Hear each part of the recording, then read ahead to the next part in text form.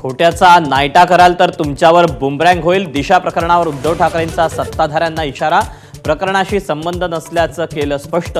तर 5 वर्षांपासून बदनामीचा प्रयत्न, कोर्टात बोलू आदित्य ठाकरेंची प्रतिक्रिया।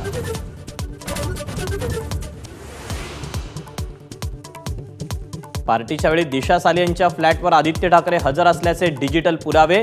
दिशाच्या वडिलांच्या वकिलांचा मोठा दावा। आदित्य ठाकरे रिया चक्रवर्तीचे अनेक वर्षांपासून संबंध असल्याचाही आरोप।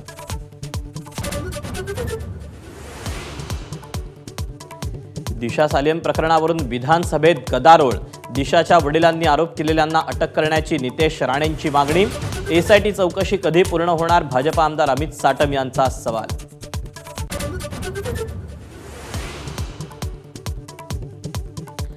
संजय राठोड जयकुमार गोरेंचा राजीनामा घ्या, विधान परिषदेत अनिल परबांचा हल्लाबोल।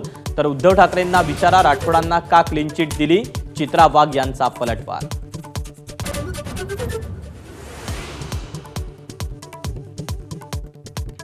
दिशा प्रकरणावरून महायुतीचेच नेते आदित्य ठाकरेंच्या समर्थनासाठी सरसावले।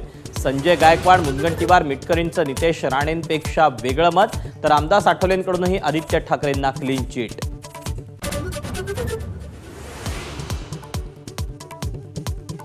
नागपूर हिंसाचाराला जबाबदार 34 सोशल मीडिया हँडलची ओळख सायबरकडून निश्चित। बांगलादेशातून चालवल्या जाणाऱ्या फेसबुक अकाउंटचाही समावेश, विधिमंडळात पडसाद।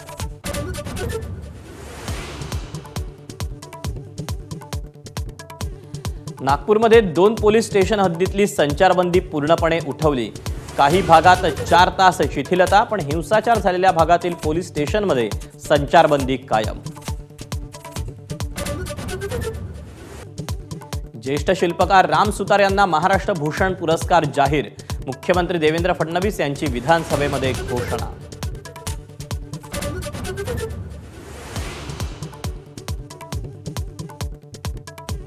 क्रिकेटपटू युजवेंद्र चहल आणि धनश्री वर्मा यांचा घटस्फोट मंजूर। मुंबई हायकोर्टाच्या आदेशानुसार कौटुंबिक न्यायालयाचा निकाल। 5.25 कोटी पोटगीवर तडजोड।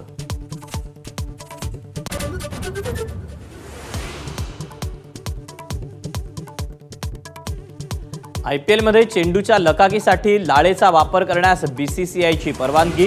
कोरोनामुळे 4 वर्षांपूर्वीची बंदी हटवली। वेगवान गोलंदाजांना होणार फायदा।